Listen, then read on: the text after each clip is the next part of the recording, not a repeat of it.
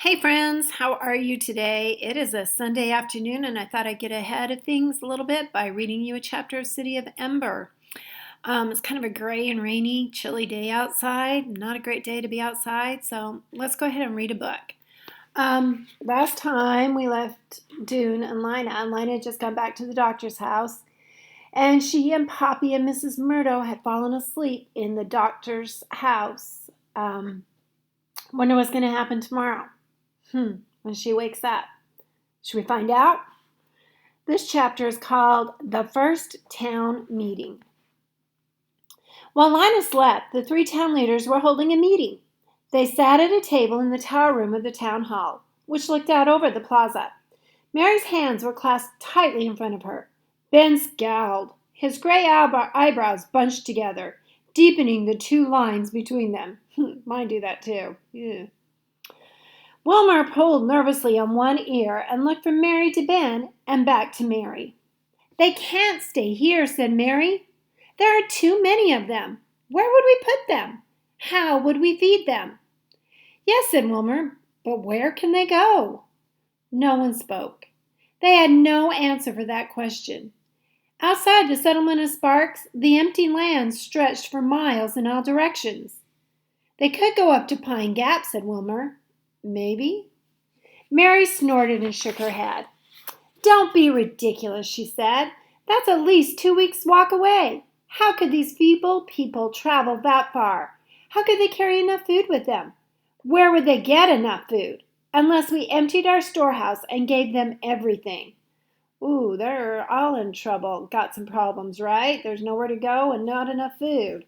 Can you imagine having to suddenly feed 400 guests? Ooh. And find somewhere for them to live.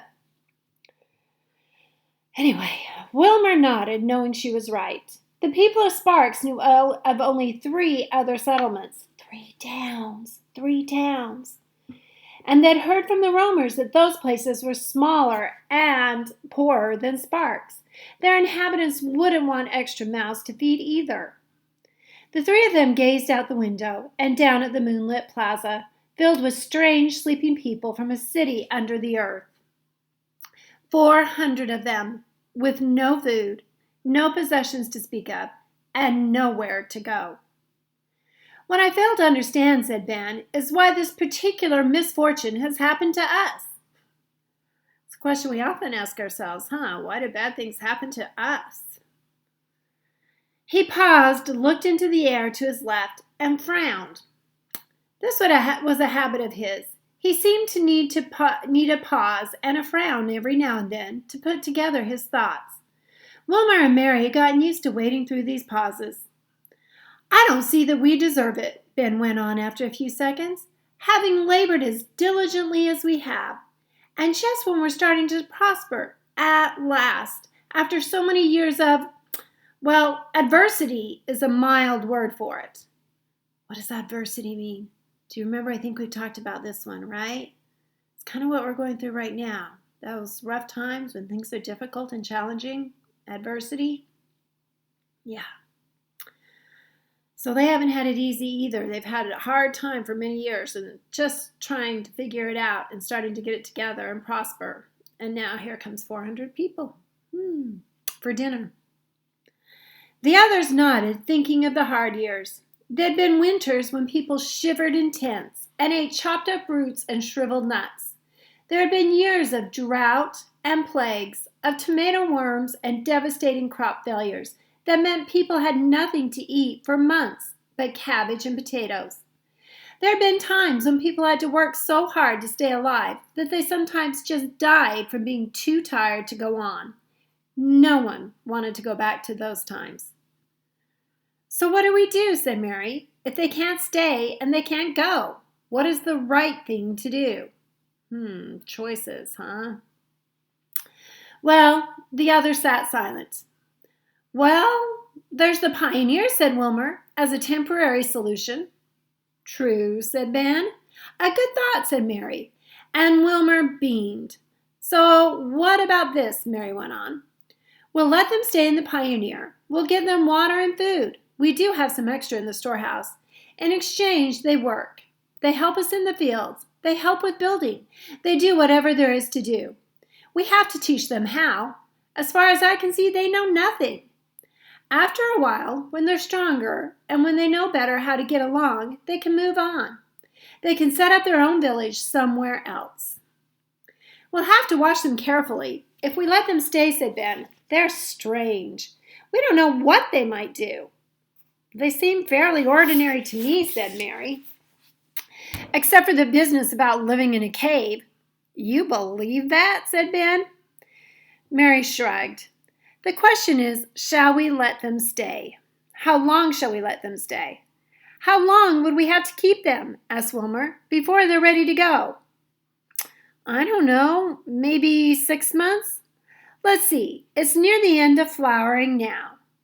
Flowering, remember spring we figured out? Mary counted out the months on her fingers. Shining, burning, browning, cooling, falling, chilling. They could stay through the summer and fall seasons and leave at the end of chilling. That would mean that they'd be out on their own for the winter, Wilmer pointed out. That's right, said Ben. Are you suggesting we should keep them even longer? We'll be stretching ourselves to keep them at all. They fell silent again, considering this. Finally, Mary spoke. Shall we let them stay here for 6 months then, she said, and teach them as much as we can? No one really liked this idea. The thought of the food the refugees would need, which would mean less for their own people, and the bother of teaching them all the skills they need to survive on their own. Each one, Mary, Wilmer, and especially Ben, wished the unfortunate cave people would simply vanish. But they weren't going to vanish, and the leaders of Sparks knew that they must, for the sake of their conscience, do the right thing. They wanted to be wise, good leaders, unlike the leaders of the past, whose terrible mistakes had led to the disaster. So they would be open-minded. They would be generous. With this in mind, the 3 leaders voted. Mary voted yes, the cave people should stay. Ben voted yes, reluctantly. Wilmer voted yes. So it was agreed. They would give them a place to stay. They would help them for 6 months. After that, the strangers would have to take care of themselves. Mary, Ben, and Wilmer shook hands on this agreement, but none of them said out loud what they were thinking, that even after 6 months, the people of Ember would be hard-pressed to start a town. The founders of Sparks had known carpentry and farming, and even so it had taken them 2 years just to build rough shelters and get the rocks out of the fields. 2 years to build a house. They had known how to manage animals and build good soil, but still their animals sometimes died of disease and hunger. In the many years when the crops failed, they had known to expect harsh weather, wolves, and bandits, and still they suffered losses from all 3. People of Ember don't know anything about any of that, do they? The town leaders knew in their hearts that in this vast, empty country where there were 1,000 dangers the people of Ember did not understand, they would never be able to take care of themselves. And that's the end of chapter 4, and we'll stop there for now. Oh, they'll never be able to take care of themselves, and it certainly doesn't sound like people of Sparks are going to let them stay. Sounds like they're kind of just going from bad to worse, doesn't it? Well, I guess we'll have to keep reading and find out. Okay, take care of yourselves. Be safe. Love you. Bye.